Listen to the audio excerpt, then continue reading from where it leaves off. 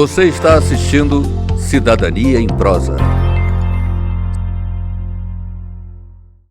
Olá, internautas! Meu nome é Leandro Souza e esse aqui... Birajara da Rocha. Hoje estamos tendo o prazer de entrevistar o professor Reginaldo. Bem-vindo, Reginaldo! Obrigado, prazer estar aqui com vocês.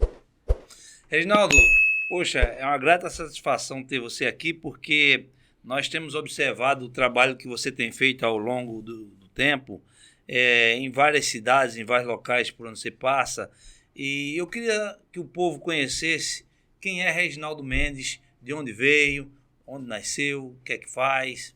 Fala aí para nós. Olha, eu vim de um lugar que eu acho que ninguém conhece. Eu vim do Morro do Gambá. É uma roça, pertence ao município de Cambuci. Vocês conhecem Cambuci? Cambuci depois de Campos dos depois de Goytacazes. Campos dos Perto do Goytacazes. Morro do Coco? É bem distante do Morro do Coco até. O Morro do Coco é até pertinho. Né? Para quem vai no Morro do Gambá sabe quanto é longe. Mas era assim, uma roça, meu pai era boia fria, e era uma roça mesmo, lamparina querosene, não tinha fogão a gás, então é uma origem muito do interior. Eu nasci em casa, em parteira, então a gente veio de lá. E aí a vida vai levando a gente para outros caminhos. Meu pai, no final dos anos 70, teve uma crise muito grande na economia canavieira, e aí havia uma promessa de emprego numa empresa chamada Álcalis, que fica em Arraial. Sim. A Álcalis hoje é privatizada, Arraial do Cabo, para quem não sabe, fica próximo a Cabo Frio, região dos Lagos. E aí chegou a notícia no interior de que a Álcalis estaria dando emprego para todo mundo que aparecesse por lá. Então, muita gente, não só meu pai, saiu do interior para tentar a sorte em Arraial do Cabo, na região dos Lagos. Não deu certo em relação à coisa da Álcalis, porque não era verdade, era fake news, não estava contratando quase ninguém, muito embora a Álcalis era uma estatal poderosa. A Álcalis chegou a ter mais ou menos 5 mil funcionários. Caramba. Mas já estava lotada quando meu pai chegou, meus tios vieram também, alguns, e aí foi dessa maneira que a gente saiu do interior e parou numa cidadezinha pequenininha. Arraial continua um arraial, apesar da sua potência turística. Sim. Hoje a cidade é muito visitada, muito tida como bonita, e é bonita, as praias maravilhosas, mas assim, o Reginaldo é o que nasceu lá no tal do Morro do Gambá e por conta das circunstâncias da vida foi parar em Arraial, e depois eu fui estudar em Campos dos Goytacazes. Eu ouvia falar, aí vejo vocês, hoje a juventude tem informação fácil, né? Hoje você entra na internet, obtém informação sobre um monte de coisa no tempo recorde. Não era bem assim, a gente, para ter informações, a gente tinha que ficar buscando demais. Certo. Eu tinha sempre tive vontade de estudar. Eu vi o sofrimento do meu pai cortando cana, boia fria. Eu estou falando de boia fria, tem gente que não sabe nem o que significa isso. Sim. Era o cortador de cana, que agora está sendo substituído pelo maquinário. Certo. Mas eu vi o sofrimento do meu pai, dos meus tios, então eu coloquei na cabeça que eu precisava estudar. Quando eu fui morar em Arraial, trabalhava como balconista, mas com a cabeça voltada para buscar alguma formação. E chegou a notícia atravessada de que a Escola Técnica Federal de Campos, que agora não é mais esse nome, a Escola Técnica tinha cursos excelentes, e tinha. Eu fiz o curso de instrumentação industrial. 4 anos eu fiquei lá, em Campos. E junto com tudo isso veio a militância política, do movimento estudantil primeiro. Ah, tá. Por coincidência, quando eu cheguei em Campos foi em 91, e já tinha o movimento Fora Collor. Fora Collor. E aquele movimento Fora Collor carregou Sim. a juventude toda. Aí eu presidi o Grêmio Estudantil da Escola Técnica na época, me formei em instrumentação industrial, mas quando eu terminei instrumentação industrial, o mercado estava horroroso. Era um curso voltado muito para plataforma, embarque, Entendi. e estava muito ruim. E aí eu cheguei a trabalhar, inclusive, na Álcalis. Meu pai não trabalhou lá atrás, mas eu trabalhei 6 meses só. Entendi. Mas a Álcalis já estava privatizada. Então era um trabalho horroroso também. E eu tinha vontade de fazer a faculdade. Apesar de ser algo considerado distante, ainda é. Apesar de ter melhorado, mas era algo considerado muito distante das pessoas mais pobres. Acesso, né? Acesso à universidade privada, nós não tínhamos dinheiro para pagar. A pública, disputa acirrada demais.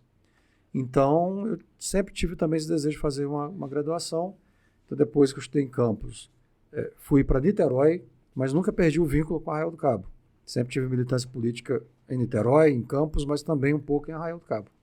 Então, fiquei 4 anos, fiz a primeira graduação em História. Tinha vontade de fazer em Direito primeiro, porque eu gosto de Direito e gosto de História. Certo. Só que a vida, a gente estava condições, conversando antes aqui do programa, as disputas são desiguais. São desiguais. Então, na época, o vestibular para Direito ainda é muito concorrido, curso muito concorrido. E eu olhei aquilo e pensei, caramba, não dá para entrar direto fazendo curso de Direito numa universidade pública. Então, fiz primeiro o curso de História. Depois, anos depois, eu fui me formar em Direito, aí fiz Direito na Estácio. Enfim, estou resumindo um pouco. E hoje, onde estou? Estou na Alerj, mais precisamente como diretor da Escola do Legislativo, que é um braço da Assembleia Legislativa. Eu passei por Maricá, fui secretário lá.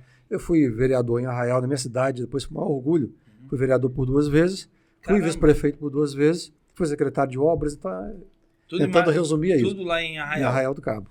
Beleza, excelente. Qual secretaria você ocupou em Maricá? Em Maricá foi Secretaria de Trabalho. Do Trabalho? Secretaria de Trabalho. Como é que foi essa experiência de ser secretário do Trabalho numa cidade que hoje tem uma nova história, né? Porque eu olho para Maricá, eu lembro quando eu saía do Rio de Janeiro, tinha que pegar um ônibus em Vila Valqueire, ir para o centro da cidade, pegar outro para atravessar para Niterói, para pegar um para Inoã, entrar para Itaipuaçu, o ônibus passava de 5 horas.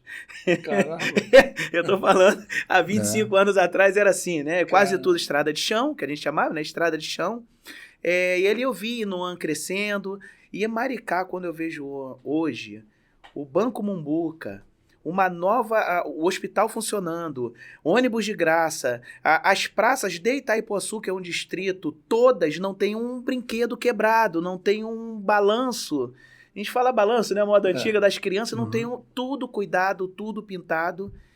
O que aconteceu com Maricá? Porque, no meu ponto de vista, Regis, sofreu uma transformação que eu, humildemente falando, virou um exemplo para as mais de 5.000 cidades ao redor do Brasil. Inclusive o prefeito, não sei se ainda está, mas ele foi para o exterior, foi na Europa para dividir um pouco das experiências de Maricá com os europeus. Nossa! Acho que ele está por lá ainda, o Fabiano Horta, muito meu amigo, pessoa maravilhosa. E respondendo o que você coloca, muita gente vem dizendo que é porque tem dinheiro. Mas eu, conforme disse, vivi em Campos 4 anos.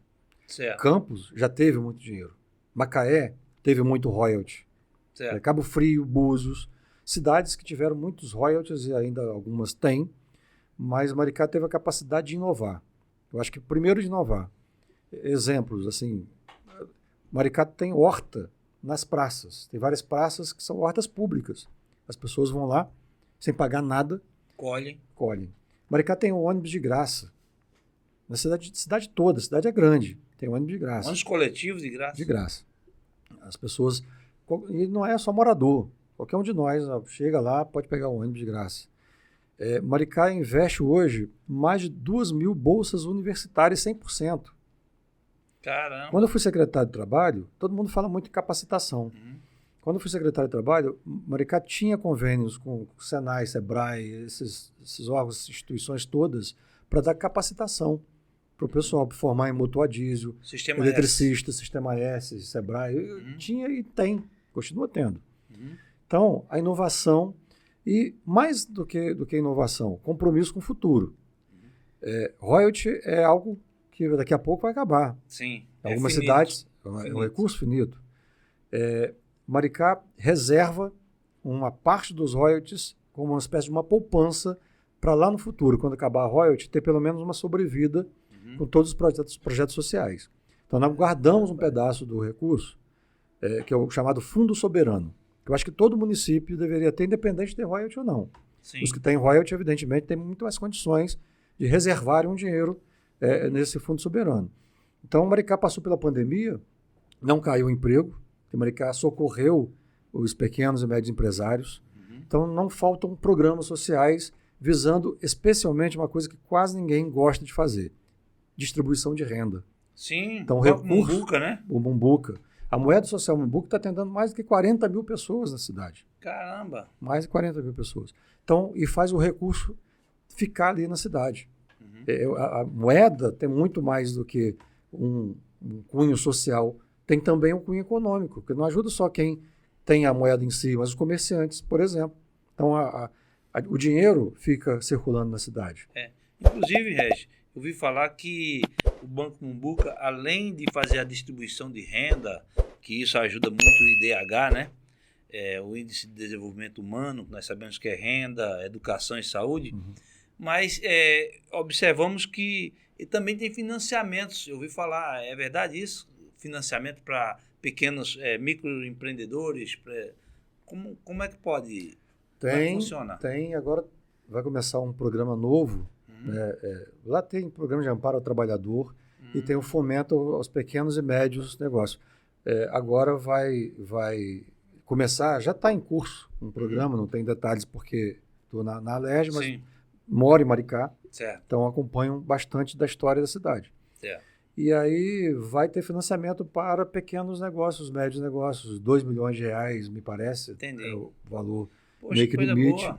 para que as pessoas possam começar ou incrementar os negócios que já têm.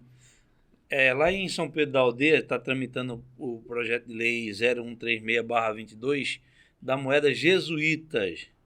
E eu espero que eles construam lá o Banco Jesuítas e que sigam o exemplo de Maricá, porque comenta-se em todas as cidades circunvizinhas, por exemplo, Saquarema já, como é que se diz? Adotou a moeda saquá. Niterói já adotou a moeda Niterói, não lembro, pode ser Araribóia? Araribóia. Pois é, todos os municípios ali vizinhos a Maricá, eles estão copiando as políticas públicas de Maricá. Você poderia dizer assim, a partir de quando foi esse movimento? Quais são os políticos que estão envolvidos com isso? Quem que deu assim esse desenvolvimento para a cidade, para a região? Inclusive o royalty que hoje Maricá recebe, uma quantidade razoável de royalty, um valor grande, foi uma luta do nosso companheiro Quaquá. Gosto do Quaquá, que hoje é deputado federal. Sim. Quaquá foi prefeito por 2 vezes, travou a batalha jurídica para que Maricá, passa o mar na frente de Maricá, e Maricá recebia miséria de royalty. Sim. Então houve todo um embate, não caiu do céu. Sim, o royalty lá foi foi uma fruto luta, de uma luta liderada pelo Quaquá, que tinha essa tese. Eu acho que tem razão nisso, de que é preciso distribuir. Aquela tese lá atrás do Fineto, vamos fazer o bolo crescer para depois distribuir, o bolo nunca chega no tamanho que eles entendem que é o ideal. Então o bolo está sempre pequeno para eles. Porque tem esse debate muito importante, né? A gente escuta muito o pessoal falar de assistencialismo, como bolsa esmola, alguns chamam de bolsa esmola. Eu não conheço ninguém que fique feliz em sobreviver de um Bolsa Família ou de qualquer ajuda de prefeitura. As pessoas querem trabalhar, as pessoas querem ter a sua completa independência. Mas o Quaquá partiu do princípio, olha, a gente precisa dividir aquilo que a gente tem. Certamente ele é de origem humilde também, né?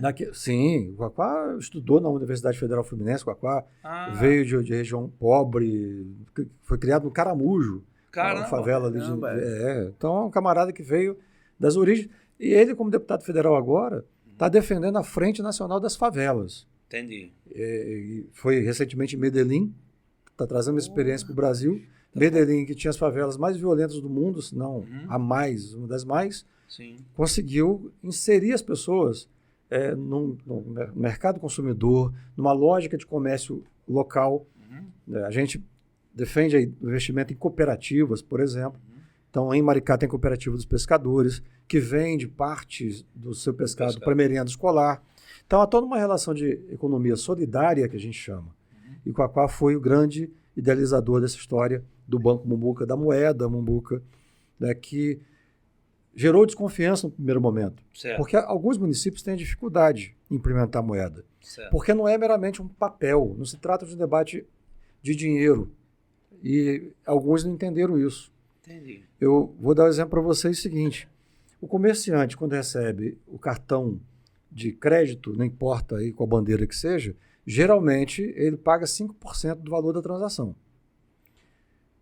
E aí é o caso de algumas cidades que têm o cartão da moeda local. Não sei se São Pedro da Aldeia, por exemplo, que você mencionou, Sim. pensou nisso.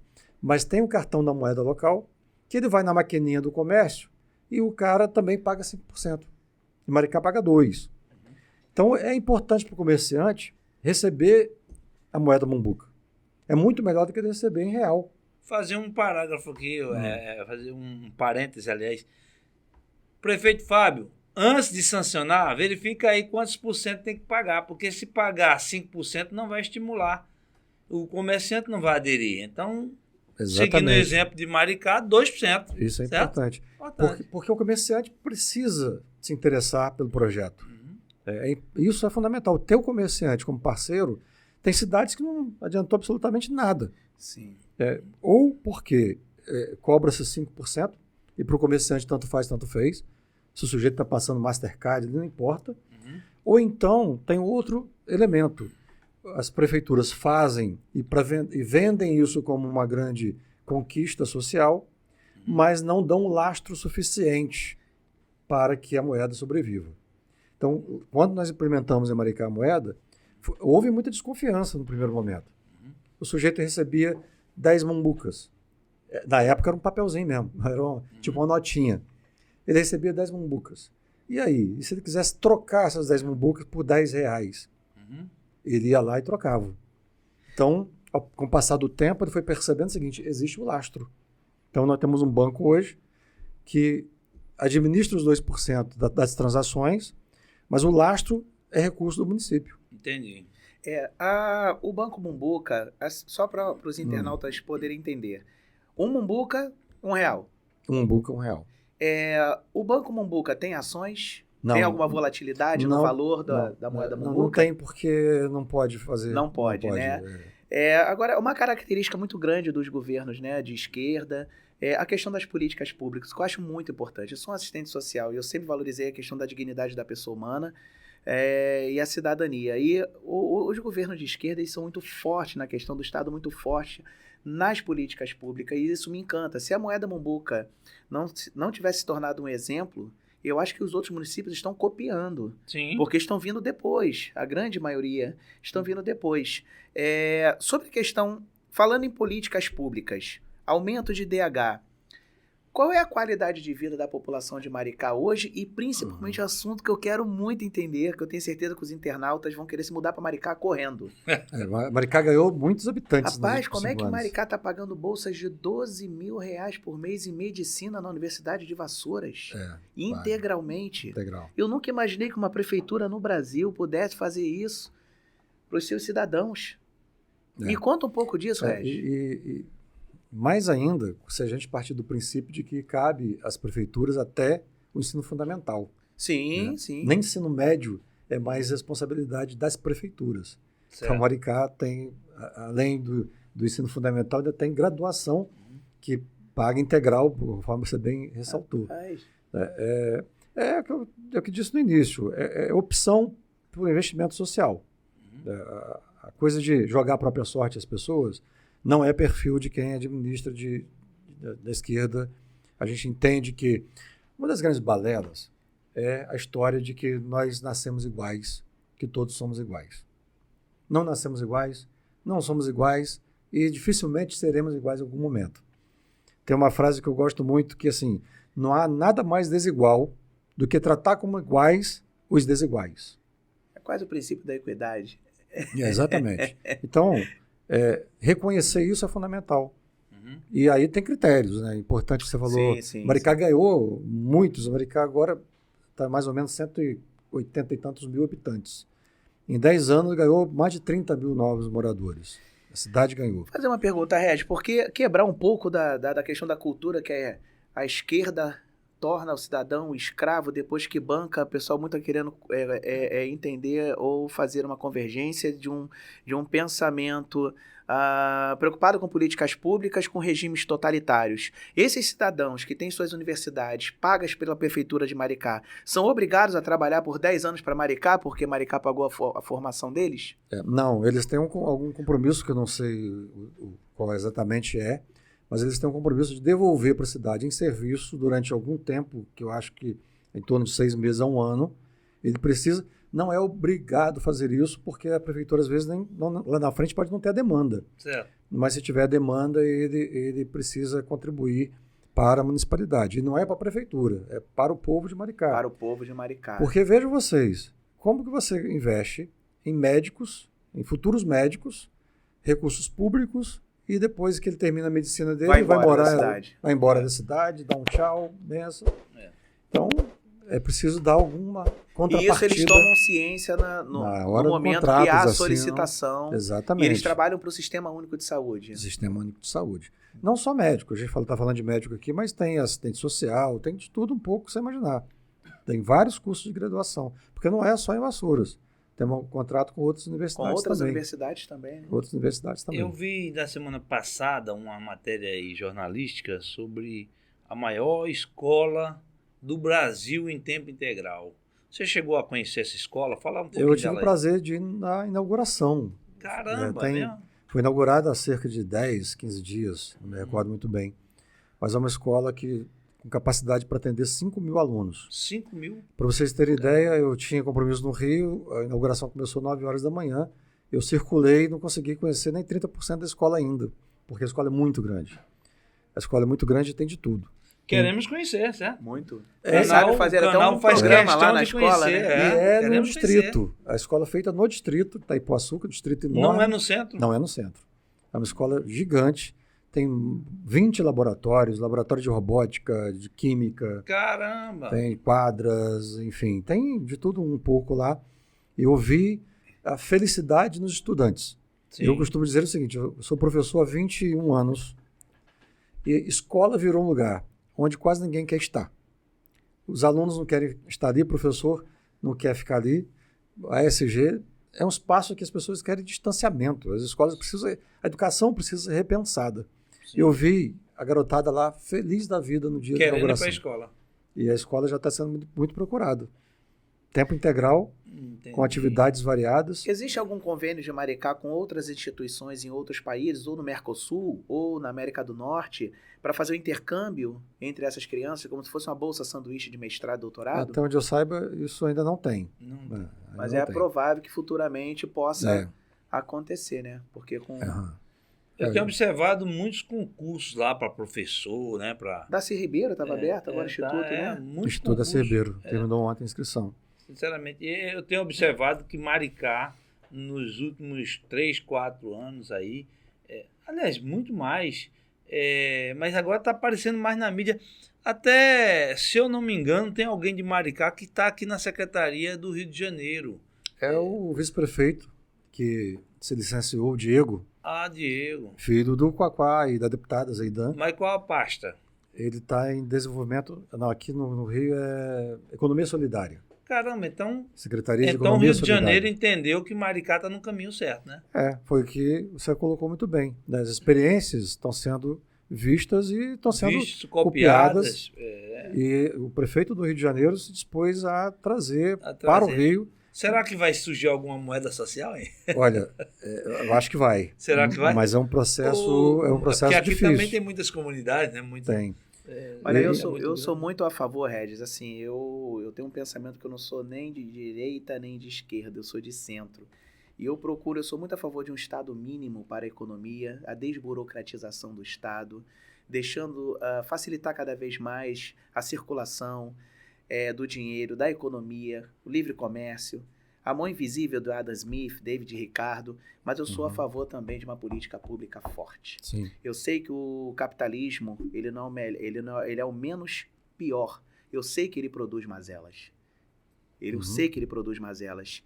E dentro dessa produção de mazelas, o Estado que uma vez ele foi criado, né, se a gente voltar lá na ciência política moderna de Hobbes, Locke, Rousseau, Maquiavel, Montesquieu, e assim vai, ele foi criado para regular e regulamentar as relações sociais. Ele tem o dever de cuidar dessas pessoas, né, que sofrem por conta dessa exploração que há. Né? Nós não somos iguais, como você bem colocou. Então, a Maricá, eu acho que se tornou um exemplo de como cuidar de pessoas, de como fazer políticas públicas para a sua população. Eu nunca imaginei no Rio de Janeiro, Bira, nesses 92 municípios, que eu pudesse pegar um ônibus de graça, fazer assim, ó, entrar no ônibus e não pagar. É. Eu nunca, Exato. se eu estou sendo muito sincero para Não, você, eu nunca... Para você fazer uma comparação, nós entrevistamos agora há pouco uma pessoa lá de Nova Iguaçu, tá? Município grande também. Que a pessoa falou que os deputados de lá não estão nem aí para o Instituto, para as coisas, eles estão se matando para fazer políticas públicas, para prestar assistência às pessoas. Mas, assim, nós não vemos o que acontece em Maricá nos outros municípios, cara. Exatamente.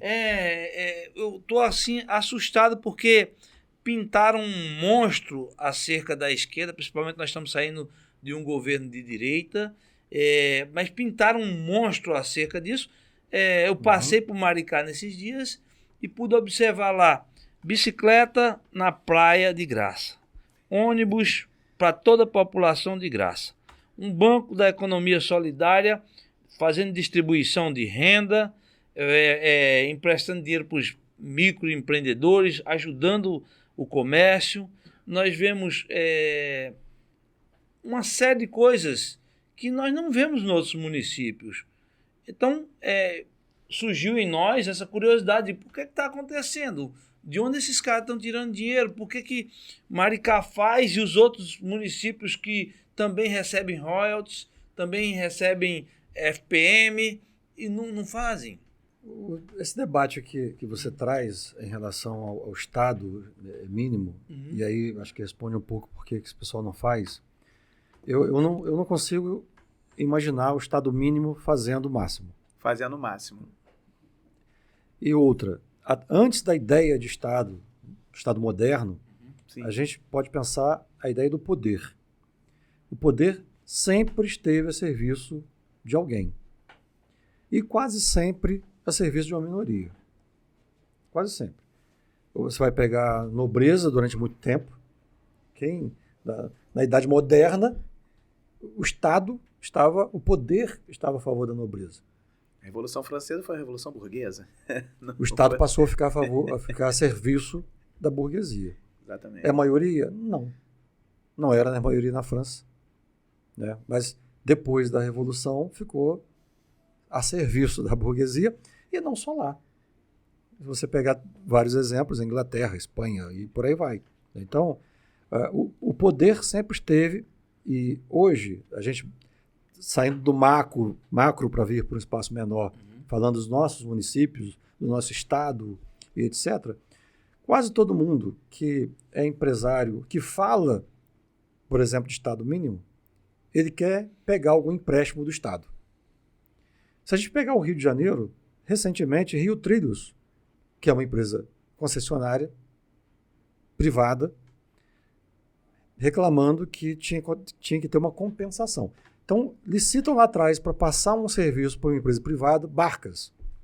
As barcas estão ameaçando já, a Barca SA, de vamos entregar o serviço porque está dando prejuízo. Então, chama o Estado para investir recursos ali. Então, lá atrás, quando você faz uma venda ou licita, faz um contrato de concessão, recentemente tem a água.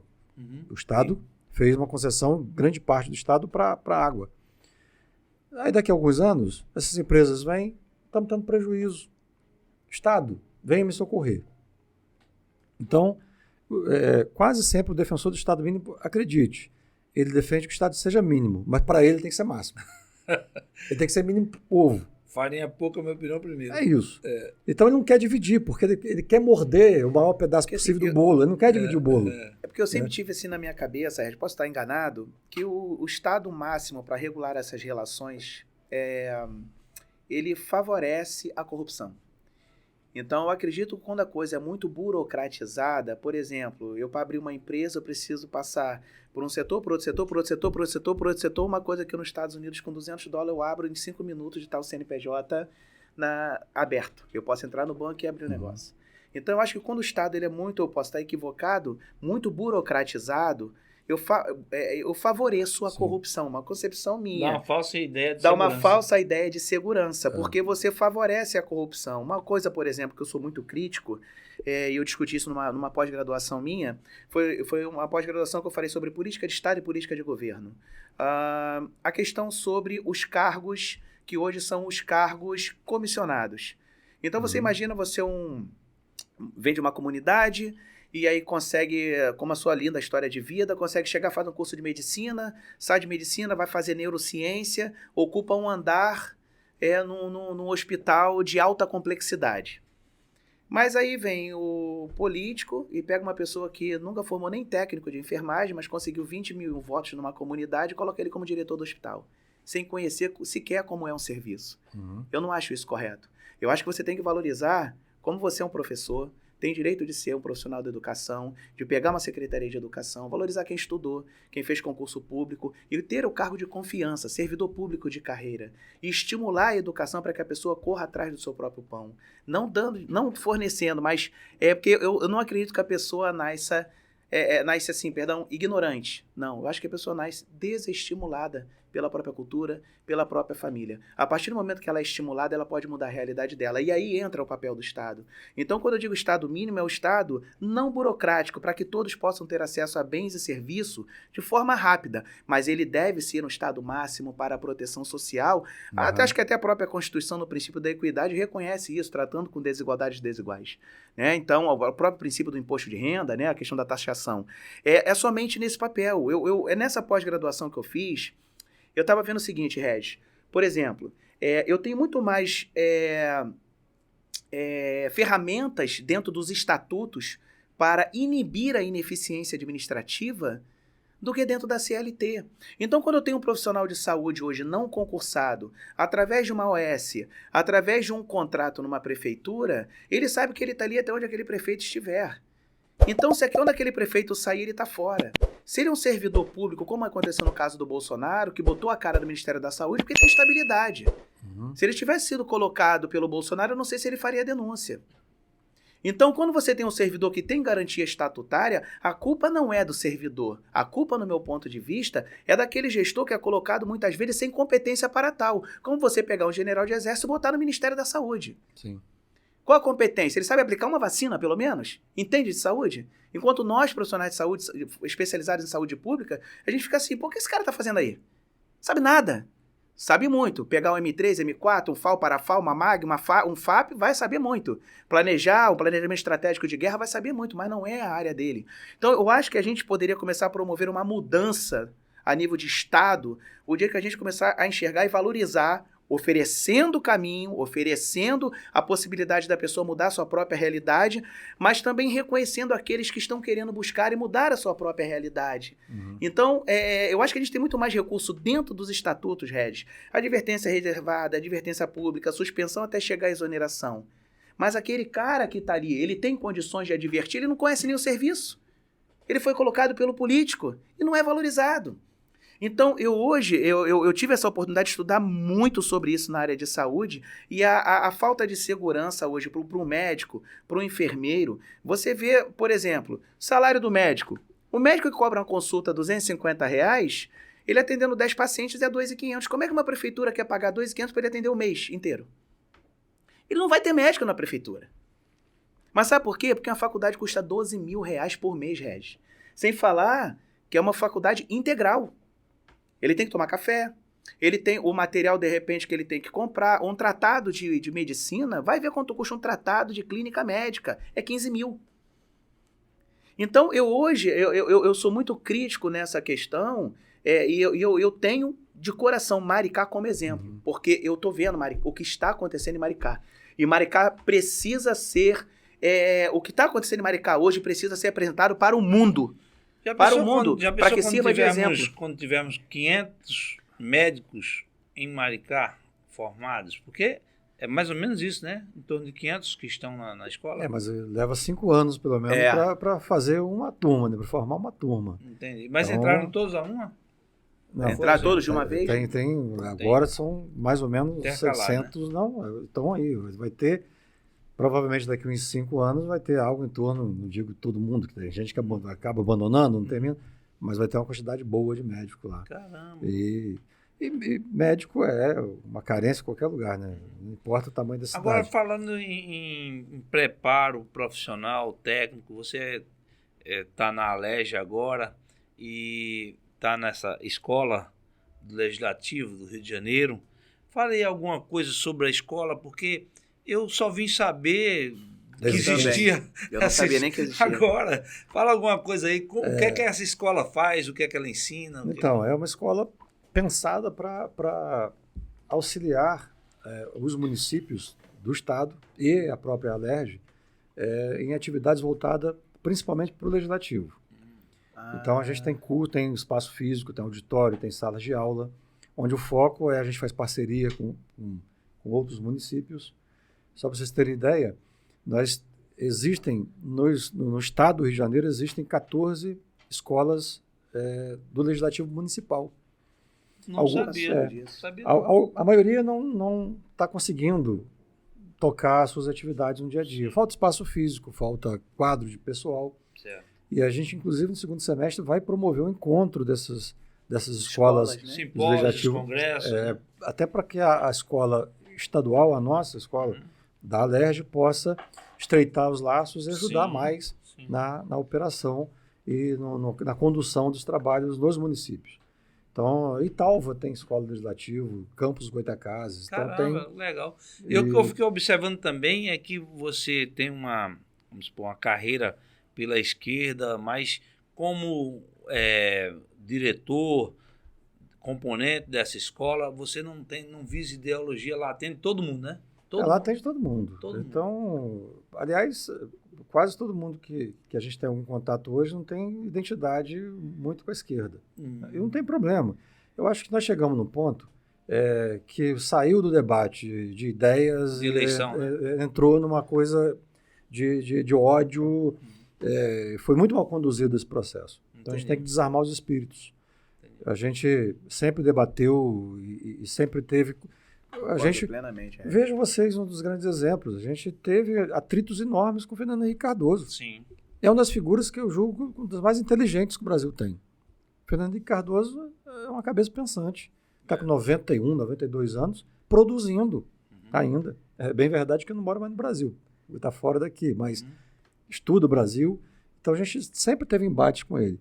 E a Escola Legislativa, a gente inclusive prepara material, está organizando agora uma espécie de uma apostila para falar da própria escola, porque um dos desafios que a gente tem dentro da própria Assembleia Legislativa, muitos não sabem da existência da escola. Caramba. E ela fica no segundo andar do prédio. Exatamente. Na própria Assembleia? Ela fica na Assembleia, segundo andar do prédio, ocupando metade do segundo andar. Atenção, senhores parlamentares, existe tem um muita gente que Alerj. não sabe. Então, a gente está com o desafio de levar para fora das fronteiras da Alerj a Escola Legislativa. Curso de assessor parlamentar é lá? Lá aí a demanda surge muito dos municípios. Então, por exemplo, a gente está conversando agora com um determinado município que está sentindo a necessidade de fazer para os seus assessores lá nas câmaras municipais uma espécie de uma consultoria sobre a nova lei da licitação. Sim. Recebemos uma demanda recente que querem um curso, aí esse será dado na própria escola legislativa aqui, na Alerj, sobre a nova legislação eleitoral. Sim. Ano que vem tem uma eleição de novo.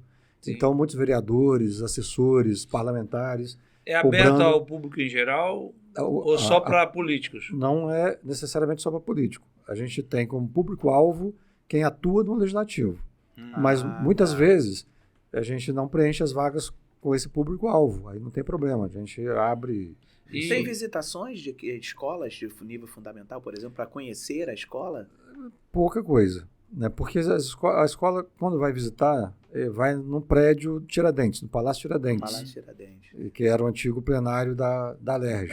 Aliás, um palácio maravilhoso. Maravilhoso, muito bonito. Mas, assim, na escola legislativa, até porque não tem muito atrativo para a criançada lá. É uma coisa muito teórica até.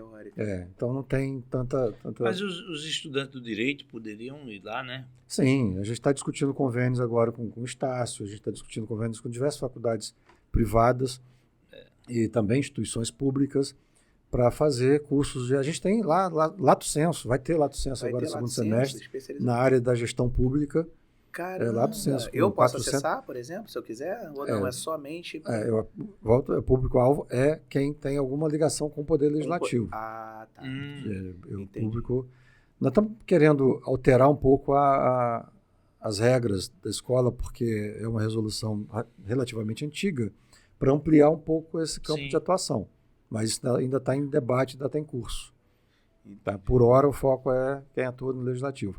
Porque tem muito vínculo do Legislativo com o Executivo, com o Judiciário, então a gente entende que fechar demais para o Legislativo não é a melhor alternativa. O número de pessoas do Legislativo, tudo bem, se for observar o Legislativo estadual, tem lá um número X de deputados, mas o que, no meu entendimento, leva o maior número são 92 municípios, né?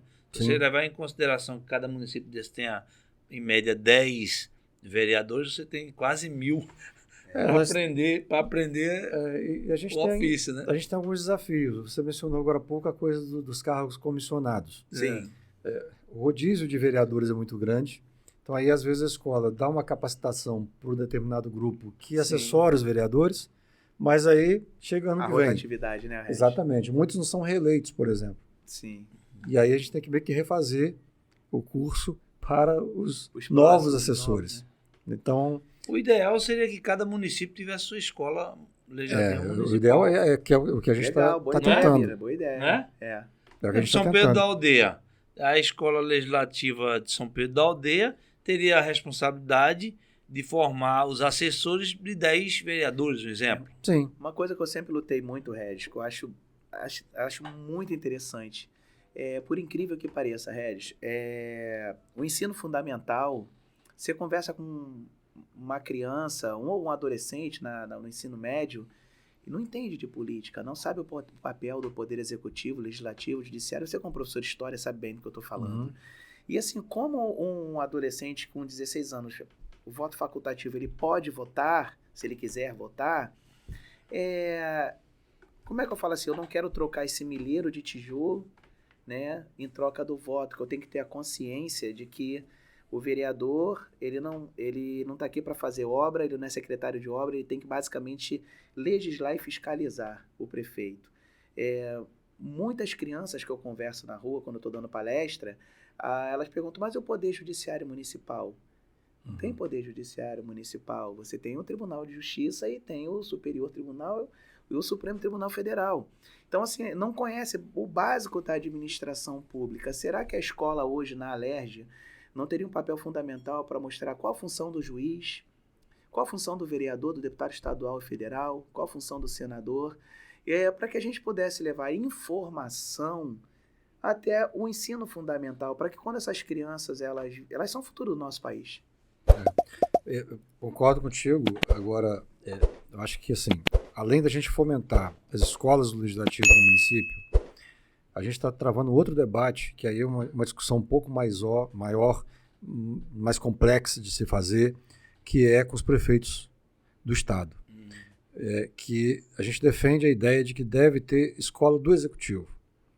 Escola do Executivo pensada, aliás, Maricá também tem, não é esse nome, mas tem uma escola que é uma escola que canaliza as informações e que produz material teórico para os secretários, por exemplo. Caramba. Então, veja, eu mencionei aqui que fui vice-prefeito 2 vezes. Você vai para dentro de qualquer prefeitura, não importa o tamanho dela, as pessoas têm seu ego, têm as disputas pessoais, políticas, de grupos, etc. Isso não é só em prefeitura. Sim. Isso em empresa privada também tem. Em todo lugar. Também tem. Lidar com gente não é uma tarefa fácil. É difícil. Então, a ideia das escolas do Executivo é que elas possam dar capacitação para os seus quadros técnicos. Porque também tem rotatividade no Executivo. Entendi. Quantas prefeituras vocês conhecem que muda o prefeito, aí às vezes você está resolvendo. Você falou da burocracia aqui, do Estado burocrático, que realmente a gente precisa reduzir a burocracia do Estado, que é outra coisa, não tem a ver com o Estado mínimo máximo. Sim. A burocracia é outro debate. Mas aí eu já passei por isso, muita gente deve ter passado por isso. Está resolvendo algum problema, tramitando um processo dentro daquela burocracia, às vezes não muda nem o prefeito, muda um secretário. Aí você meio que tem quase que recomeçar, porque tem que conversar com o secretário. Então, a gestão pública ela precisa ser repensada também. E aí, você falou das escolas, dos nossos alunos, nossas crianças, tem muita gente adulta, muita gente que está dentro de máquina pública que não sabe diferenciar, não sabe até onde. Tem muita gente que está exercendo mandatos. Sim. Tem muita gente que está exercendo mandato de vereadores por aí que não tem ideia do que é uma indicação, do que é um projeto de lei. Cara, eu fui esses dias na Câmara Municipal de uma cidade dessas aí buscar uma lista de apoiamento para um projeto legislativo, uma ação popular dessas aí. E aí eu cheguei, pedi para uma pessoa que trabalha na secretaria lá, vem cá, você tem um modelo aí de apoiamento? Aí uma ficou olhando para a cara da outra assim, a menina que sabe disso não chegou ainda. Ou seja, eu fiquei assim, meu Deus, como é isso? Uma repartição pública, a pessoa não saber um determinado formulário e dizer assim, não, a menina que sabe disso não chegou aí. Então, cara, é o cúmulo, porque os funcionários estão ali para servir. Então, você chegar, dá uma lista de apoiamento aí, a pessoa ir ali no escaninho, pegar e entregar. Mas a gente vê que, como você falou aí, essa rotatividade de pessoas também no executivo, no legislativo, tudo que é lugar, faz com que a máquina fique assim emperrada. Cai justamente, Bira, no que eu estava falando anteriormente. Essa rotatividade promovida por cargos em comissão e não cargos de confiança, provavelmente essa menina que conhece, ela é uma servidora. Você vê quando os deputados federais, quando dá uma alternância de mandato, os deputados federais, os senadores, quando chegam no Senado, no Congresso Nacional, a maioria daquelas pessoas que estão na mesa diretora ali, que conhecem muito a fundo, são servidores. Sim. Vocês vão ver de 20 mandatos atrás, são as mesmas pessoas. Dificilmente uma pessoa nova vai conhecer a fundo o regimento da casa, vai entender de tudo, como é que faz os trâmites. É um servidor. A alternância no poder do mandato... De carreira. A alternância no mandato... Beleza, tem que ter democracia. Mas para a máquina pública funcionar, eu acho que tem que ter uma segurança, porque senão você fica suscetível aos mandos e desmandos do político, falando como servidor, você é um servidor, sei que é. Então você fica, poxa, será que eu posso fazer o meu papel? Será que o vereador não vai ficar chateado e vai me retaliar? Porque se ele me retaliar, ele pode pedir o prefeito para me tirar, eu preciso desse dinheiro, mas se eu sou servidor, não, eu tenho um estatuto que me protege. Né? Ainda que ele pode me mudar daqui para o critério da administração pública, mas eu tenho um estatuto, se não funcionar como está dentro do estatuto, eu vou recorrer ao Poder Judiciário. Então, o princípio do contraditório, da ampla defesa. Então, eu luto muito, Red, é uma luta pessoal minha sobre a questão de valorizar o servidor, concurso público, como Maricá vem fazendo, como abriu agora para o Instituto Darcy Ribeiro.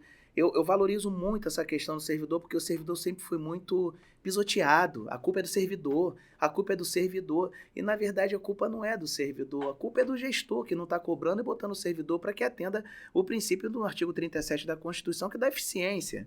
Né? E outra coisa também, eu fico muito preocupado quando não está tendo uma boa prestação do serviço, você chega lá, desacata funcionário público, o artigo 331 do Código Penal, pena reclusão de 6 meses a 2 anos ou multa, mas não está do lado o princípio da eficiência administrativa.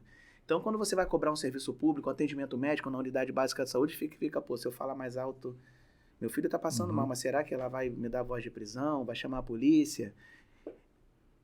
Pensa numa pessoa humilde, que mora num barraco, mora numa comunidade, não tem acesso à informação. Tem gente que não tem certidão de nascimento, Regis. Você sabe disso.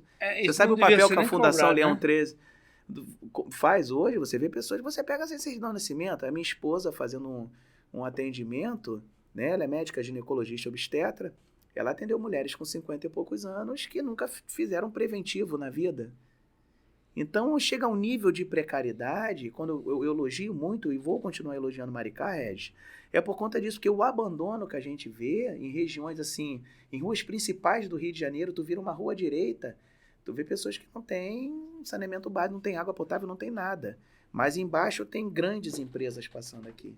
Então, a gente sempre teve, por isso o nome Cidadania em Prosa, para discutir, para tentar incluir, promover a cidadania, levar um pouco mais de dignidade, apresentar à sociedade bons exemplos, como o exemplo de Maricá.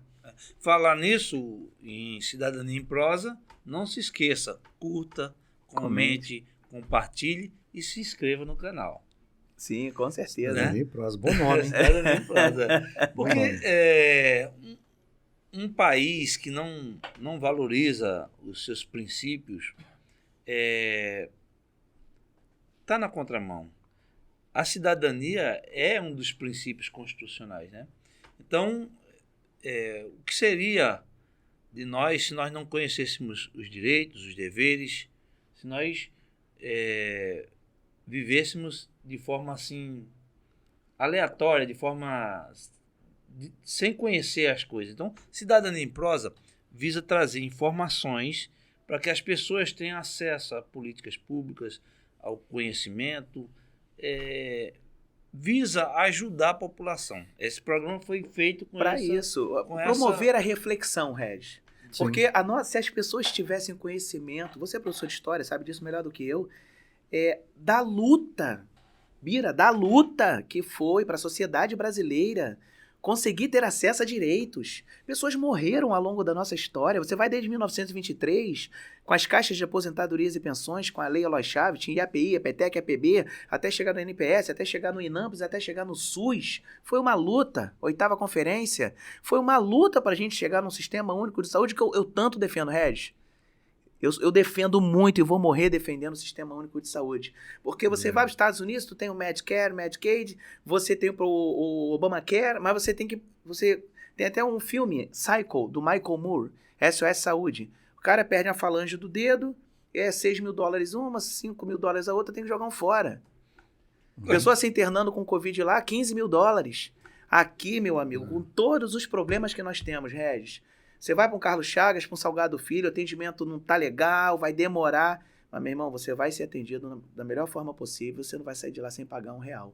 Nós precisamos valorizar muito. O Brasil tem muitos problemas, Regis. Mas a gente tem uma coisa que eu digo com a experiência que eu tenho, já viajei muito, já morei em vários outros locais. Nós ainda temos amor. Uhum. E a grande maioria dos países desenvolvidos falta amor. Tem muita tecnologia, tem acesso a muita coisa. Eu vou te dar um exemplo muito grande. Eu dei uma aula na Universidade de Princeton, em Nova Jersey. E lá eu pude ver o campo. O campus tem vários campi, mas tem um campus lá que tem o prédio da antropologia e da comunicação. O professor que é pós-doutorado em comunicação passa por você e não lhe dá bom dia. É da cultura americana, legal. Mas é uma frieza que nós aqui... Se você estiver em Madureira, em qualquer lugar, o primeiro ser humano pode passar, o primeiro brasileiro, mas o segundo, meu irmão, ele vai te dar a mão. Ele vai tentar te ajudar, ele vai pegar o telefone, ele vai ligar para o corpo de bombeiro, ele vai ligar para a polícia. E nós temos amor. E onde tem amor, eu acredito que é capaz de a gente promover uma grande mudança. Eu acho que a transformação que o país está sofrendo, né, a economia aí crescendo vertiginosamente, eu acho que se continuar do jeito que está, a gente tem, muito antes que muita gente pensa, nós nos tornaremos uma grande potência, principalmente pelo que está acontecendo no BRICS. Mas eu acho que, assim, tomara. Né? Mas tem sempre alguém que aparece para atrapalhar. Mas é muito difícil você lidar com outras potências mundiais. Sim, né? Os Estados Unidos Você tem experiência com isso, Red? Eu não tenho. Os Estados Unidos tentaram muito atrapalhar a moeda europeia. Sim. Aliás, alguns países, né? O euro. O Mercosul, uma tentativa que a gente tem de desligar um pouco mais dos Estados Unidos, aí não é fácil, não. É tarefa difícil. Eu acho que nosso mundo prático ele é muito complexo, né? Assim. Agora, Regi, aproveitando aqui um gancho, que você foi vereador 2 vezes, vice-prefeito 2 vezes, está na escola legislativa. Me diz aí, para quem pensa em ingressar na política, quais são as orientações? Quais são as orientações que você daria? Vamos supor, Leandro quer ingressar na política, eu quero ingressar na política. O que que a gente deve fazer primeiro? O que que a gente deve... Qual é o Eu primeiro já passo? tô com uma certa idade, mas aquele jovem de 16 anos que tá querendo ir pra história, tá querendo cursar, melhorar o país. Qual o recado que você Acho que tem? primeira coisa, primeiro recado, eu acho que ele não pode ser candidato de si mesmo. É um erro que muitos cometem. E a gente está falando aqui de câmaras municipais, etc. O sujeito é querido no bairro, por exemplo, mas ele é querido porque ele fala com todo mundo, porque ele dá carona quando a pessoa que mora ao lado dele precisa do médico, ele vai lá levar. É querido. E aí o sujeito não tem trabalho concreto, não representa nenhum grupo. Entendi. Ele vira candidato porque ele tem muitos amigos, porque ele joga futebol e às vezes ganha. E às vezes ganha. E às vezes ganha a eleição. Mas aí depois vai contratar quem como assessor parlamentar? Ele vai contratar o cara que jogava bola com ele. Ele não vai ficar preocupado se o cara estudou, deixou de estudar. Entendi. Então, porque vejam, o nosso sistema eleitoral, ele é um sistema eleitoral também complexo. A gente está falando aqui de divisão de poderes, etc. Mas vamos pegar o último processo, por exemplo. Uma guerra danada envolvendo a questão da presidência da República. Quantas pessoas vocês viam preocupados ou preocupadas com o parlamento?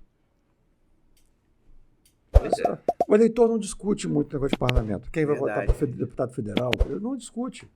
Câmara, nas disputas municipais é a mesma coisa. Famílias brigam por conta do prefeito e vereador. O cara vota no amigo.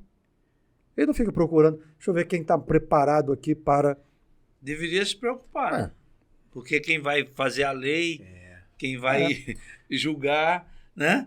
Quer ver uma situação, assim, o analfabeto não pode ser candidato. Quem é analfabeto? Eu tinha um camarada que já faleceu, foi vereador comigo. E aí ele sabia assinar o nome. Certo. Ele não sabia ler, sabia assinar o nome. Foi vereador, acho que de 3 mandatos. Caramba. Porque ele era muito popular no lugar dele. Ele ajudava as pessoas levando para o médico, etc, etc. Distribuía tijolo também, como você falou aí. Mas ele não sabia nem ler, e era parlamentar. Aliás, sempre foi um dos mais votados. Caramba. E alguém lia para ele, né? Então, quem entrar na política... Eu jamais imaginei ser candidato a vereador na minha vida. Eu virei candidato a vereador, não foi escolha minha. Eu acho que ser candidato a alguma coisa, a algum cargo, não pode ser uma escolha pessoal. Ela precisa ser uma escolha coletiva. Do bairro, da cidade. Exatamente. Do município. Você precisa ser... Por isso que eu estava, antes do programa começar, estava falando da questão de candidatura avulsa e tal. Acho que a candidatura pelo CPF, por exemplo, que alguns defendem, é a candidatura de si mesmo. Então, eu acho que isso é uma furada na democracia. Você tem que representar... Eu sou defensor nem de candidaturas nominais, eu sou defensor e a gente não consegue fazer uma reforma política de verdade. A gente toda vez discute sobre reforma política, mas faz um remendo aqui, outro remendo acolá, muda a legislação a cada 2 anos, mas sempre fazendo remendos. Certo. Pensando só na eleição seguinte.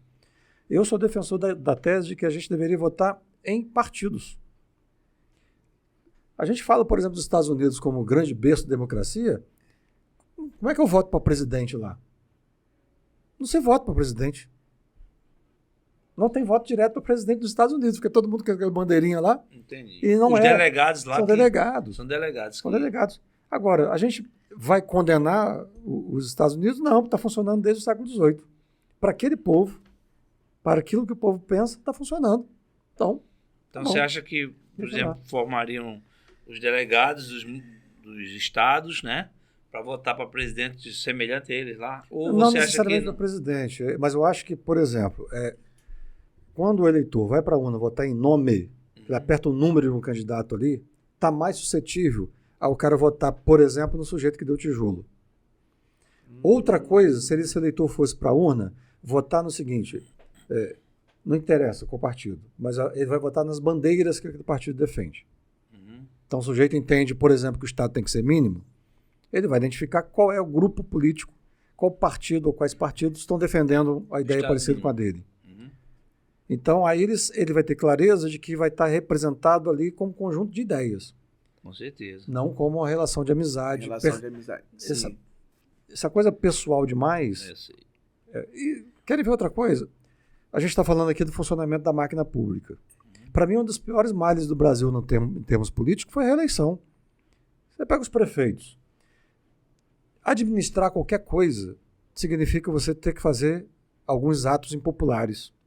Sim. Os prefeitos têm maior receio de cometer algum gesto impopular. Às vezes ele precisava fazer aquilo para melhorar a situação da cidade. Às vezes o impopular seja legal. Sim. E o mas o popular impopular seja... desagrada. O que ele faz? É verdade. Vai embarrigando porque ele é verdade. candidato à reeleição. É verdade. Não decide. É verdade. Não intervém. Então a reeleição foi um dos piores males. Foi a invenção do Fernando Henrique Cardoso. Caramba. Que isso... Que legal isso, hein? É. Né? Refletir mesmo. É. Né? Então, assim, hoje a maior dica seria a primeira pessoa construir um grupo. Construir uma base, construir um grupo. Entender o que ele está defendendo ali. Existem grupos. O povo do agronegócio é grupo. É grupo. É grupo. Nesse caso aí, chamam de bancada, chamam de frente Bancadas, parlamentar. Exatamente. Né? Nós temos uma bancada da educação. Poderosíssima. Que pouca gente sabe. Mais de 30 deputados eleitos. Bancada da educação. Agora, que educação? É tudo iniciativa privada. Você como professor, você como assistente social, um professor, um advogado, e eu não consegui, ninguém até hoje me explicou uma coisa que eu acho uma tremenda injustiça. Um cidadão analfabeto, não conhece a Constituição, não conhece os códigos, Código Penal, Código Civil, Código Tributário, não conhece nada, ser julgado da mesma forma que alguém que estudou numa faculdade, que alguém que estudou. Por exemplo, às vezes você vê uma pessoa simples, analfabeta, pobre, chega num tribunal desse, cometeu um delitozinho, mixaria, coisa pouca. Aí vem o cajado em cima dele, fica não sei quanto tempo na prisão. E às vezes você tem um cara que tem até graduação, pós-graduação, deu um rombo grande, fez alguma... E passa a mão pela cabeça. Se for juiz, então, não acontece nada com ele. Então, eu acho uma injustiça muito grande. Eu penso que, aqui para nós, para o país melhorar, deveria, primeiro, eliminar o analfabetismo. Primeira coisa. Segundo, trazer o conhecimento da Constituição para o país, nas escolas. Aí vem a minha pergunta para vocês. O que vocês acham? O que seria o ensinamento da Constituição no ensino médio? Seria uma boa ideia? Existem algumas tentativas, né, nesse sentido, de fazer isso. Mas elas são sempre esvaziadas. Tem um movimento forte agora contra, por exemplo, a reforma do ensino médio. Então, eu sou bastante descrente com o futuro, até pessimista. É mesmo? Sou até pessimista. Curto momento, a gente tem que viver a vida, mas a gente, às vezes, fica meio cansado. A reforma do ensino médio foi outra maldição. Vejam vocês, a reforma do ensino médio só vai servir para as escolas públicas. Vocês não vão ter notícia de escolas privadas que tenham, de fato, feito a reforma do jeito que o ensino médio foi pensado. Agora, recente isso. Então, por exemplo, esvaziar as aulas de filosofia, de sociologia, jogando só a ideia de conta, matemática pra caramba, um pouco de língua portuguesa. Então, são os analfabetos funcionais que a gente está reforçando.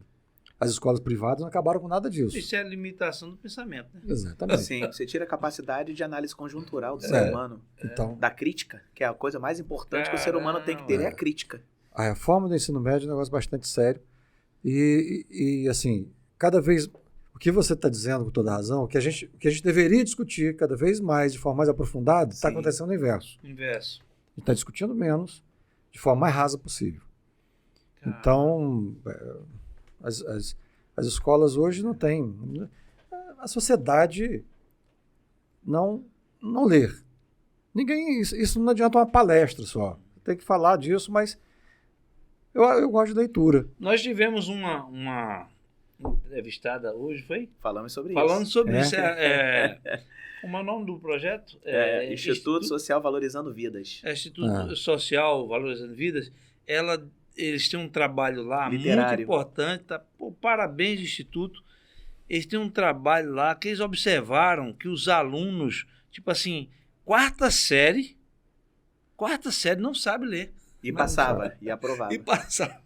Sabe? Então, eles criaram um reforço escolar, né? A pandemia, quem é professor sabe o que eu vou falar agora, a pandemia agravou uma situação que já era ruim, Sim.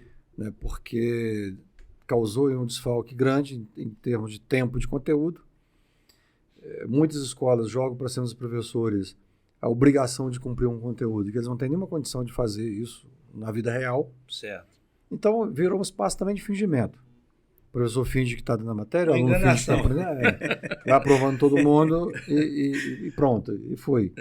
Então, assim, quando eu digo que eu sou descrente, é também por conta dessas coisas. Não acredito que alguém vá parar quase que a roda para dizer assim, vamos repensar, vamos reajustar. Esse reajuste que eu acho que é necessário, por exemplo, eu acho que a nossa Constituição é de 88. Sim. Já tinha que ter uma nova Assembleia Nacional exclusivamente constituinte. Pensando. Só constituinte. Isso não vai ser feito com os deputados que são eleitos para 4 anos, pensando na reeleição deles e pensando nas emendas parlamentares. Não acredito nisso. Você tem ali uma porcentagem com boa vontade, mas não é cá para nós. Não vai liderar um processo de revisão de coisas que deveriam ser revistas, como, por exemplo, esse debate do judiciário e as outras reformas, de verdade. Reforma tributária de verdade. Então, aí são os feudos, os interesses de grupos. Né? Então, porque foi muito oportuno você falar nisso aí, dessa necessidade de mudança da Constituição, porque nós vemos que da Constituição para cá, muita coisa aconteceu. Por exemplo, a emenda constitucional 45 de 2004, inclusive foi o presidente Lula que sancionou em 2004, ela inseriu no ordenamento jurídico, por exemplo, o parágrafo 3º do artigo 5º da Constituição, que recepciona os tratados internacionais de direitos humanos, tá?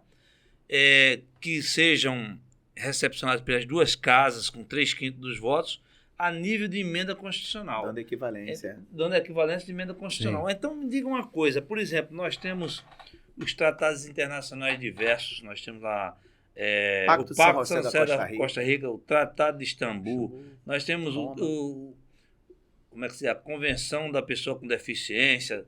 Tem um monte de tratados internacionais aí que a Constituição está recebendo. A maioria dos operadores do direito desconhece. E o que acontece?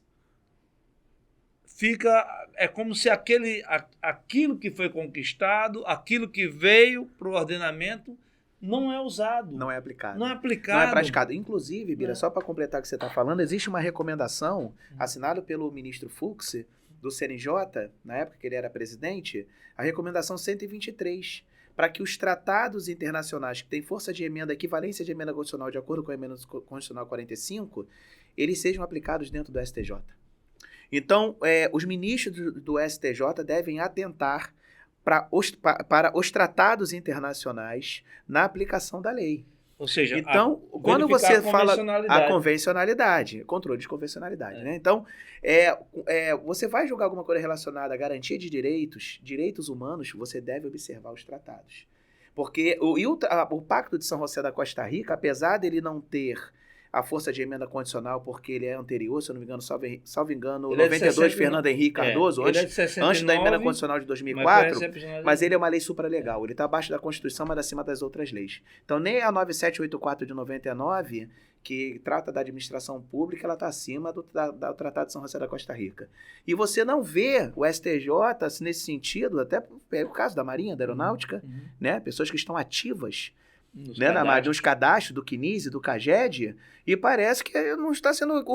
Quando você fala de direito de segunda geração, a Previdência Social, a Seguridade Social, parece que ninguém está conseguindo enxergar o que está acontecendo com essas pessoas que não tiveram seus atos aperfeiçoados. Então, não fugindo do assunto, mas é para trazer a importância, Regi, desse arcabouço teórico, jurídico, dessa para mudança aplicabilidade da Constituição. lei. A cidadania ela precisa e tem que ser respeitada em território nacional. E o Estado brasileiro reconhece isso, Bira. Por exemplo, se o Tratado Internacional trouxe aquele direito ali, trouxe aquela convenção e não está sendo aplicado, por que não está sendo aplicado? Então, essa Constituição precisa de um ajuste, né? E aí, agora, quem vai conseguir convocar uma Assembleia Nacional Constituinte nova? A sociedade não encara isso, costuma não encarar isso com bons olhos. Acha que é um movimento para esvaziar o parlamento, enfim, as resistências são grandes, não tem jeito, a gente tem que ficar no dia a dia lutando contra as resistências. Mas com relação a trazer o ensino da Constituição para o ensino médio, o que você acha? Então, eu acho que tem que rever. Eu falei aqui em algum momento da nossa conversa. Penso assim, só como uma inclusão no currículo escolar. Eu acho que a gente tem que rever a educação como um todo. Como um todo, né? Como um todo. E essa coisa de discutir direitos, deveres, etc., precisa começar lá com as crianças. Sim, concordo. Então a gente tem que ir aos poucos fazendo isso. Eu quero ver quando eu falo de discutir educação como um todo, e aí outra coisa bastante invertida, esse professor que dá aula para as crianças, ele quase em todos os municípios que você for, é quase assim, o mesmo professor que fica ali de segunda a sexta-feira.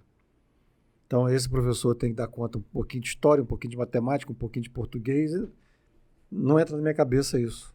Que esse camarada vai conseguir. Não, rapaz. Não, você pode valente. Você não viu nada. Eu vou te contar um maior absurdo. Eu fui na Paraíba o ano passado e eu conversando com um profissional da educação lá, ele falou assim, rapaz, eu tô com uma complicação lá, que eu tô com uma turma multisseriado. Você sabe o que é uma turma multisseriado? Eu não sei o que é isso, não.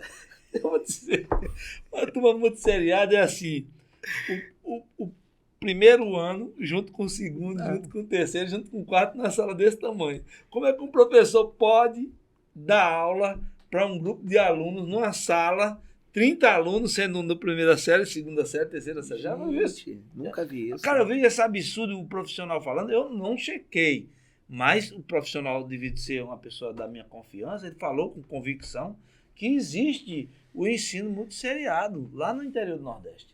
Eu digo, cara, não existe, cara. Como é que pode? Porque assim, até nós comentamos aqui com o camarada da deficiência. O Geraldo Nogueira? O Geraldo Nogueira, que trata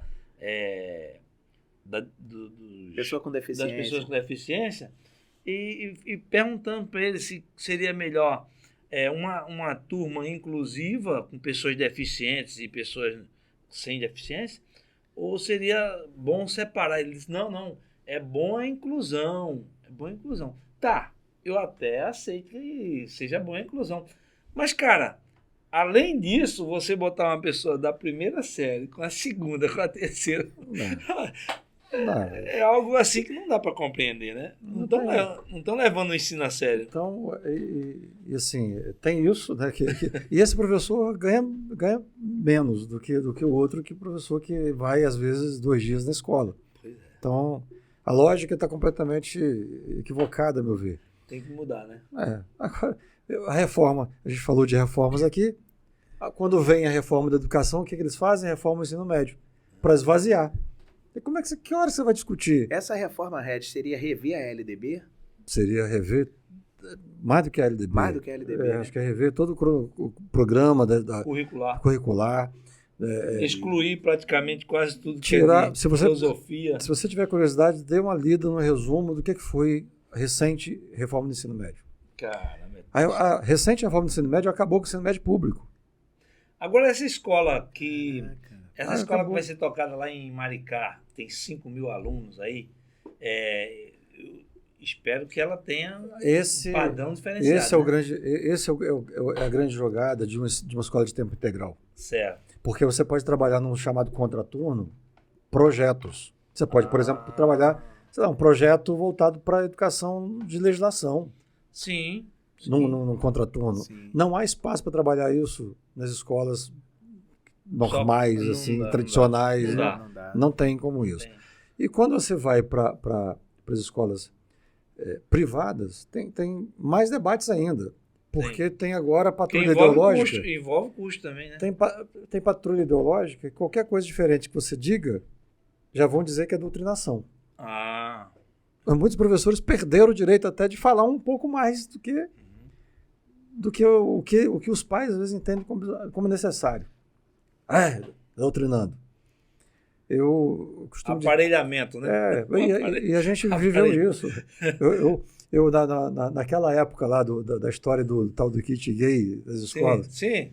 Ouvi e falar. doutrinação e tal, eu falei assim, eu estou 20 anos dentro de escola, nunca vi kit, eu não consigo fazer nem Não, chamada, gay- quanto mais doutrinar alguém. Mas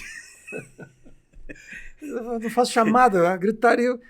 E outra situação que tem que ser muito repensada, a educação do jeito que está, nós perdemos a nossa garotada para a tecnologia. Sim. Hoje, ainda mais assim, a tecnologia está avançando numa velocidade extrema, e agora tem tecnologia até para fazer texto de qualquer coisa que você quiser. Né? Inteligência Então, artificial. Negócio, é um debate profundo isso. Mas a gente vai na sala de aula, é muito difícil você tirar fone de aluno. Agora os fones são sem fios, antigamente tinha fio. Caramba, Né? ainda tem isso, né? Eu tenho um filho adolescente, e aí, se você reparar, agora menos porque os fones sem fio ficaram mais baratos. Mas eu nunca entendi por que a garotada não importava o sol. A garotada ia com O capuz, blusa de capuz, porque o capuz escondia o fio do fone. Ele passava e Por ficava trás, né? por trás, ficava ouvindo durante a aula, ouvindo Puxa músicas, vida. ouvindo um monte de coisa. Tá na contramão. Está na contramão. Então, assim, hoje a gente está com o fone sem fio, você vai olhar, agora o professor vai ficar fiscalizando a orelha de aluno, né? Mas, assim, garanto para vocês, quase toda sala de aula, pelo menos mais, assim, metade, melhor cenário, metade vai estar com fone na orelha enquanto a aula está acontecendo. Pode não saber nada de acentuação gráfica. Não sabe. E é uma garotada que está antenada com outros assuntos, Sim. né, que a gente ainda não conseguiu entender. Eu não sou especialista dessa área, leio poucos artigos sobre isso, mas encaro o problema real, né, que tem que ser discutido. Como que a gente vai lidar com a tecnologia? Nós estamos na geração dos quartos. Meu filho fica no quarto, sua filha fica no quarto. Isso não é um outro caso isolado. Sim. Leva o lanche pro quarto, leva o computador pro quarto, A geração dorme dos no quarto. quartos. Eu queria, a gente está chegando ao final do programa, eu Sim. só queria fazer uma pergunta para você, Red, que é uma preocupação, porque me marcou muito o Elon Musk agora, semana retrasada, falando sobre a questão das profissões que irão acabar por conta da evolução tecnológica, né? Uhum. Existe hoje, em Maricá, uma preocupação na Secretaria de Educação, né, já que temos uma nova escola, em fazer uma revolução tecnológica apontando novos desafios e novos caminhos para essa juventude de Maricá, em estar buscando. Você tem o chat GPT, né, o Google, e quase tudo hoje está ligado à tecnologia. Sim. Aplicativo, é videogame, é isso e aquilo, quase tudo é em torno do aplicativo. E muitas profissões, assim como a datilografia, né, acabou morrendo, indo para a informática. Acredito que muitas profissões irão acabar, até pela evolução da nanotecnologia. Acredito que futuramente até um exame de colonoscopia, né, que tem que ser sedado, eu já fiz esse exame, talvez você não precise nem fazer do jeito convencional que é hoje. Você vai tomar uma pílula, a pílula vai percorrer seu intestino todo, já fotografando tudo, porque a nanotecnologia é uma coisa que está aí. Você está vendo robôs hoje que está fazendo, né? Então, existe uma preocupação da Secretaria, né, de Educação de Maricá em abrir os olhos dessa garotada, pessoal que está no ensino médio, falando, olha, a tecnologia está aí, é uma realidade, porque me preocupa para quem está buscando hoje profissões que a gente sabe que futuramente, quem falou isso foi o Elon Musk, então me preocupa em abrir os olhos dessa juventude para fazer uma faculdade de TI, programador, dentro do TI tem várias, É vasto o campo da tecnologia da Mas ele informação. falou no início que lá, essa escola tem uns 20 laboratórios, né? Sim, mas E é voltado para isso também? Tem laboratório de robótica. Tem robótica, tem olha aí, laboratório, olha aí, tem Red, é laboratório de justamente robótica. sobre isso. Essa coisa das profissões acabarem, isso já vem de longe. Então, por exemplo, eu sou da época que os ônibus na nossa região tinha trocador. Sim, eu também. Agora jogaram tudo pro motorista. O cara é motorista, o cara é trocador, e daqui a pouco os ônibus não vão precisar nem de motorista. Agora você está... Autônomos. Tem lugares que você não consegue pagar mais passagem em dinheiro. O dinheiro está acabando. Sim, está acabando.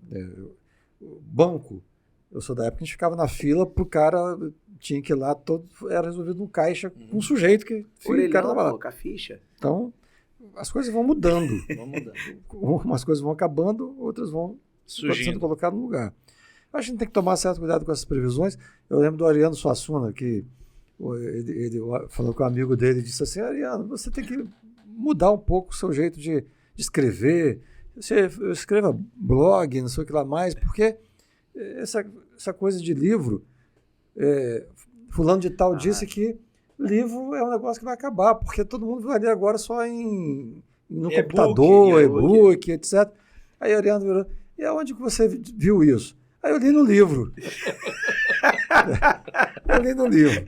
Então, acho que as profissões vão se adaptando. A tecnologia tende a diminuir a quantidade de trabalhadores. Esse é a mão de obra. Reduz a mão de obra. Reduz a mão de obra, isso é um fato.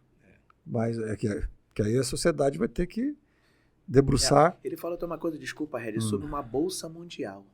O Elon Musk falou isso. Que o mundo vai precisar se unir para promover uma bolsa. Porque você pega a evolução do trabalho, você vai do Taylorismo, do Fordismo, vem dos tempos modernos, trabalhador fragmentado, trabalhador polivalente, revolução tecnológica, e você tem um processo sócio-histórico que vem precarizando, depreciando o ser humano e as condições de trabalho. Então, eu tenho preocupação, eu não sou o Elon Musk, mas eu não posso deixar o Tesla da contemporaneidade de prestar atenção no que ele fala, desconsiderar. Então, eu tenho essa preocupação com o futuro do trabalho, porque ele falou uma coisa que eu achei muito interessante, Regis, que o mundo precisará se unir porque nós teremos fome e não teremos trabalho. Então, o mundo precisará se unir para que as pessoas não passem fome, criando como se fosse um Auxílio Brasil global. Fazendo uma analogia aqui. Eu não sei até onde... Isso daria até outro programa, né? Mas eu sei que está acabando. Está acabando. Mas a gente vai te convidar de novo. O bate-papo é excelente. Eu não acredito nisso. Eu não acredito nisso na lógica capitalista. Sim. Porque o que ele está dizendo que vai acontecer já acontece. Já acontece. Assim, eu gosto muito de camisas de time, eu sou flamenguista. Opa, tamo junto. Eu gosto de boné de time, camisa de time, etc. Comecem a observar a etiqueta dessas roupas, aonde que essas roupas são feitas. Raramente você vai encontrar uma etiqueta com a roupa do Brasil. É Índia, Vietnã, China. Então, assim, nós utilizamos no mundo trabalhos precarizados. Já está aí. Já está aí. Então, assim, o trabalho precário está presente. Então, imaginar que alguém vai lá na Índia e ajudar aquele povo a dizer, você não vai ganhar $2 por 15 dias de trabalho? Não creio. Porque exatamente pela exploração daquele trabalho. E a Índia passou a China em número de população. Então, agora você observa o seguinte: quando uma colheitadeira ela suprime 100 vagas de trabalho, compensação, ela produz mais e ela produz mais riqueza, né? Agora, há de se haver uma administração para que esse ganho, né, de produção seja utilizado em prol da sociedade. Aí a gente vai voltar lá no debate do século XIX, ela produz riqueza para quem? Então, e mais do que isso. Exatamente. O Brasil bate recorde em produção de soja, às vezes produção de carne. Para onde? Às vezes não tem um bife na mesa de um pobre. Para onde que nós mandamos? Então, a lógica internacional, a lógica mundial, ela é muito, muito perversa. Então, mal comparando, parece com os socialistas utópicos do século XIX, Sim. que acreditavam que podiam convencer o sujeito a ter um bom coração, que ele dividiria a riqueza dele. Rapaz, Não é porque a aconteceu. gente estourou o É. tempo, que eu já ia te A quem perguntar você- sobre a o quem pronunciamento do Trump que ele É. fez agora, de acabar com a Venezuela para tomar o petróleo, mas enfim, chegamos Ai, ai. ao final do nosso podcast. aí pro Fica próximo, né? já Papo o rende. convite, Já o convite, uma próxima cara. oportunidade. Red, gostaria muito de te agradecer. Adorei o podcast, Que bom, foi um muito prazer. bom. Porque Passou rápido, cara. passou muito Passou. rápido, É. rapaz. Agradecer Mas aos internautas que vão nos agradecer acompanhar. os internautas. Espero que vocês tenham, né, que gostem do que nós estamos produzindo Curta, aqui comente, compartilhe e se inscreva no nosso canal. Muito obrigado. Valeu, gente. Reginaldo. Obrigado a vocês. Obrigadão, Reginaldo. Obrigado, Valeu, Red. querido. Obrigadão mesmo. Prazer.